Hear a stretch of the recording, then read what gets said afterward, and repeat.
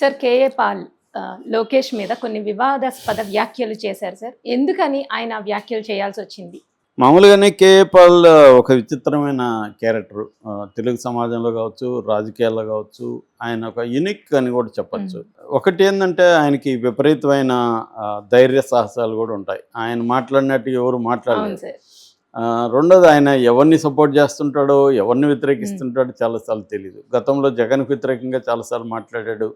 ఎందుకంటే యాక్చువల్గా YS Rajasekhara Reddy brother Anil కుమార్ని లేపడం కోసం పాల్ని డౌన్ చేశాడన్న వార్తలు అప్పట్లో వచ్చేవి. సో అప్పట్లో ఈయన రాజశేఖర రెడ్డికి యాంటీగా కూడా ఉండేవాడు.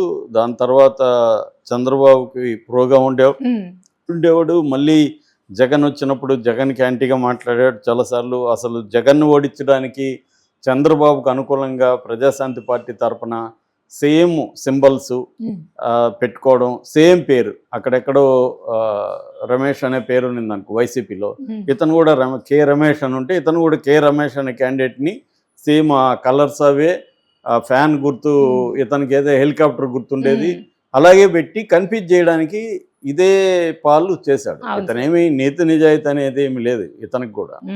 సో ఇతనికి ఫారిన్ ఫండ్స్ వస్తుంటాయి, ఇతను అందరిని పొగుడుతుంటాడు. కానీ విచిత్రం ఏంటంటే ఇతనికి అందరూ అపాయింట్మెంట్ అమిత్ షా ఇస్తూ ఉంటాడు, ఇక్కడ కేసీఆర్ ఇచ్చేవాడు, ఎవరైనా అపాయింట్మెంట్లు ఇస్తుంటారు ఇతనికి. నేను అసలు మొత్తం కొన్ని దేశాల నేనే కంట్రోల్ చేస్తున్నా అని చెప్పుకుంటాడు. అలాగే అంటే ఒక్కొక్కసారి జోకర్లాగా అనిపిస్తుంటాడు, ఒక్కొక్కసారి ఏమో చాలా ధైర్యంగా మాట్లాడుతుంటాడు. ఏదేమైనా క్రిస్టియన్ పాపులేషన్ ఈయనేమైనా ఇన్ఫ్లుయెన్స్ చేస్తాడేమో ఒక భయం రాజకీయ పార్టీల్లో ఉంటుంది. అదర్వైజ్ ఆయన ఎందుకు ఎవడైనా క్యారీ చేస్తాడు. రాజకీయ పార్టీలు ఎవరికైనా భయపడుతున్నారంటే వాళ్ళకి ఓటు బ్యాంక్ ఉంటే వాళ్ళు భయపడతారు. క్రిస్టియన్లో ఇతనికి ఇన్ఫ్లుయెన్స్ ఉంటుంది, అనవసరంగా ఇతను ఎందుకు కెలకడం అని వాళ్ళు సైలెంట్గా ఉంటారు. ఇప్పుడు ఏమైంది, నిన్న రెచ్చిపోయాడు భయంకరంగా లోకేష్ మీద. ఆయన మాటల్లో చెప్పాలంటే ఇది వీడియోలో ఉన్నది, నేను దాన్నే రిపీట్ చేస్తున్నా. ఒరే లోకేష్, నువ్వెంత, నీ బతుకెంత, తమాషాగా ఉందారా, ఒళ్ళు దగ్గర పెట్టుకో, నిన్ను మీ నాన్నని నీ బాబు చంద్రబాబుని జైలుకి పంపిస్తా, నిన్ను కూడా జైలుకి పంపిస్తా, ఏమనుకుంటున్నావు, ఇలాగా రెచ్చిపోయాడు లోకేష్ మీద. ఎందుకు లోకేష్ మీద రెచ్చిపోయాడు అంటే, ఎర్ర బుక్ పెట్టుకొని రెడ్ బుక్ పెట్టుకొని కేసులు పెడుతున్నావు నువ్వు, సోషల్ మీడియాలో పోస్టులు పెడితే కేసులు పెడతావా, మరి ఆయన మీద ఏమన్నా పెట్టారా, అదేమీ కనిపించలేదు. ఆయన మీద ఏం కేసు పెట్టినట్లేదు, మేబీ వాళ్ళు ఎవరైనా ఉన్నారేమో తెలియదు అని రెచ్చిపోయాడు. జగన్ని విపరీతంగా పొగిడాడు, జగన్ ఎప్పుడు ఇలా చేయలేదు, జగన్ జెంటిల్ మ్యాను అని పొగిడాడు. తర్వాత మీ నాన్నని 22 ఏళ్ళు నా ప్రార్థనలే కాపాడాయి, అదొక ఇది చెప్పాడు. లేదంటే వైఎస్ రాజశేఖర రెడ్డి మీ నాన్నని జైలుకి పంపించాలని అప్పుడే అనుకుంటే నేనే కాపాడాను, వైఎస్ రాజశేఖర్తో మాట్లాడాను, నేను దగ్గరుండి వైఎస్ రాజశేఖర్ మీ నాన్నని ఏం చేయకుండా చూసుకున్నాను, 22 ఏళ్ళు మీ నాయన ఉన్నాడు రాజకీయాల్లో అంటే సేఫ్గా ఉన్నా అంటే నా వల్లే. తర్వాత మీ నాన్న జైలుకి పోతాడని కూడా చంద్రబాబు జైలుకి పోతాడని నేను ముందే చెప్పాను, అదే జరిగింది.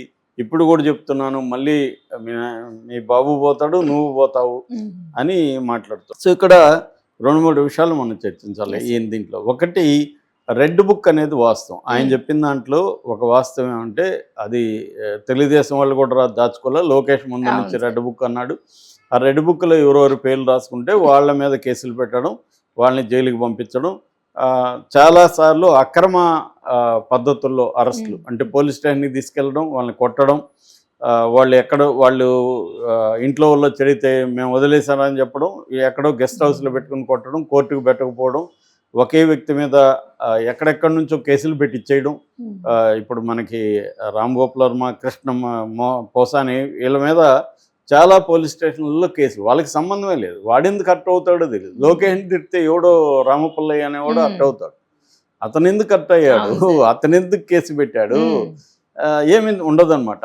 ఇలాగా ఒక వేధింపులు అనేది ఇది కావాలని లాని చట్టాన్ని ఉపయోగించుకుని ఇల్లీగల్ అరెస్టులు చేసి ఇదైతే తెరలేపింది తెలుగుదేశం కూటమి ప్రభుత్వం. దీన్ని పవన్ కళ్యాణ్ ఖండించట్లేదు, చంద్రబాబు ఖండించట్లేదు, ఇవన్నీ జరుగుతూనే ఉన్నాయి. ఏమన్నంటే జగన్ చేశాడు కదా, అవును జగన్ వెదవైతే నేను కూడా వెదవని ఒప్పుకున్నట్టేనా, జగన్ అక్రమాలు చేస్తే నేను కూడా చేస్తానంటే ఇంక మీ ఇద్దరికి తేడా ఎందుకు, మరి జగన్నే ఎన్నుకోవచ్చు కదా. అప్పుడేమో జగన్ ఇవన్నీ చేశాడు, అన్నప్పుడు మీరు చేయకుండా ఉండాలి కదా. ఉమ్, సో కానీ అది లేదు. ఏదన్నా అంటే జగన్ చేశాడని సపోర్ట్ చేసుకోవడం ఇదైతే జరుగుతుంది. ఎప్పుడూ లేనంతగా హైకోర్టులో హెబియస్ కార్పస్ పిటిషన్లు ఫైల్ చేశారని హైకోర్టు జడ్జే వ్యాఖ్యానించాడంటే మనకు అర్థమవుతాయి. అవును హెబియస్ కార్పస్ అంటే అర్థమేమి?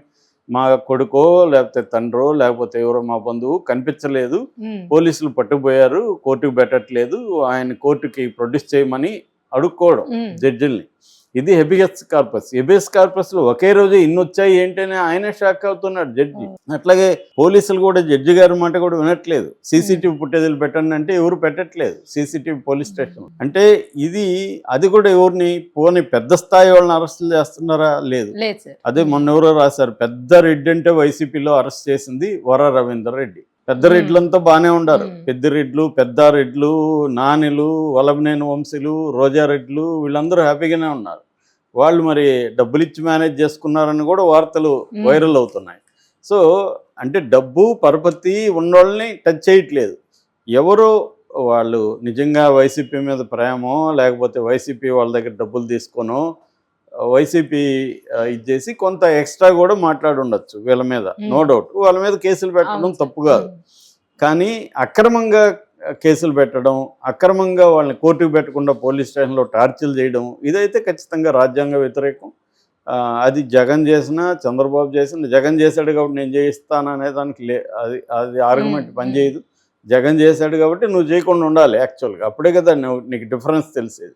మళ్ళీ వాళ్ళు వచ్చి చంద్రబాబు చేశాడు, లోకేష్ చేశాడు మళ్ళీ చేస్తారు కదా వాళ్ళు. సో ఇది ఒక విశేష సర్కిల్ లాగా అందరూ కలిసి డెమోక్రసీని, ప్రజాస్వామ్యాన్ని, రాజ్యాంగాన్ని కొని చేయడం తప్ప ఏం కాదు. ఆ విషయంలో కేఏ పాల్ మాట్లాడిన దాంట్లో వాస్తవం ఉంది. మీరు ఇలాగా రెడ్ బుక్ పేరుతో నీకు ఇచ్చింది అది దానికి కాదు కదా. ఇక రెండవ అంశం, జగన్ జెంటిల్మ్యాన్ అవన్నీ అంటున్నాడు. జగన్ జెంటిల్మ్యాన్ ఏం కాదు. జగన్కి వీళ్ళకి ఏం తేడా లేదు. జగన్ కూడా అక్రమ కేసులు పెట్టాడు. జగన్ కూడా ఇదే టీడీపీ సోషల్ మీడియా మీద క్రాక్ డౌన్ ఉపయోగించి జగన్ కూడా చేశాడు. చాలామందిని అరెస్ట్ చేశాడు. అర్ధరాత్రులు అరెస్ట్ చేయడం, ఈయన రఘురామకృష్ణరాజు లాంటి వాళ్ళని కొట్టారనే ఆరోపణ ఆయనే చేశాడు. అది ప్రూవ్ కావాల్సింది. ఏదేమైనా ఆయన మీద సెడిషన్, బ్రిటిష్ కాలం నాటి రాజద్రోహ నేరం పెట్టడం ఇవన్నీ ఖచ్చితంగా ఘోరమైన విషయాలు. అది ఈయన మాట్లాడేటప్పుడు ఈయన అవి కూడా చెప్పాలి. అంతేగాని ఆయన జెంటిల్మ్యాన్, లోకేష్ ఒకడే బ్యాడ్ గై అన్నట్టుగా ఈయన మాట్లాడడం అయితే రాంగు. రెండవది, ఈయన అలాంటి బూతులు తిట్టాల్సిన అవసరం లేదు. నువ్వు చెప్పచ్చు విషయం. ఎందుకంటే ఇదంతా ఏమవుతుందంటే అసలు విషయానికి ఇంపార్టెన్స్ పోతుంది. దీన్నే ఒరే లోకేష్ ఒళ్ళు బలిసిందా ఇట్లాంటి భాష అంతా ఆయన మాట, నువ్వెంత నీ బతుకెంత, ఇవన్నీ అనవసరం కదా. ఉద్యమాలు చేయి, కోర్టులో కేసులు అవన్నీ మంచివే. ఆయన అవన్నీ ఒక్కోసారి చేస్తాడు కదా, కోర్టులకు వెళ్తుంటాడు, అవన్నీ చేస్తాడు. కానీ రెచ్చిపోయి ఇలాంటి భాష మాట్లాడడం వల్ల ఏమవుతుందంటే పర్పస్ కూడా సాల్వ్ కాదు. ఒక మంచి విషయం మాట్లాడేటప్పుడు మనకి లాంగ్వేజ్ వెరీ ఇంపార్టెంట్. మనం విషయం ఎత్తి చూపించాలి తప్ప నువ్వు ఇదైతే సైడ్కి వెళ్ళిపోతుంది. టాపిక్ అంతా ఏం తిట్టాడు అనేదే ఇప్పుడు రెచ్చిపోయిన పాల్ అనేది, కేఏ పాల్ అనేది ఉంది తప్ప ఆయన ఏం మాట్లాడాడు అందులో వాస్తవం ఉందా లేదనేది పక్కకి వెళ్ళిపోతుంది. మీడియా కూడా అదే హైలైట్ చేస్తుంది. అది కరెక్ట్ కాదు. ఏదేమైనా ఆయన చెప్పిన విషయాల్లో ఈ ప్రాబ్లమ్స్ ఉన్నాయి. అట్ ద సేమ్ టైం దానికి వ్యాలిడిటీ కూడా ఉంది. Thank you sir.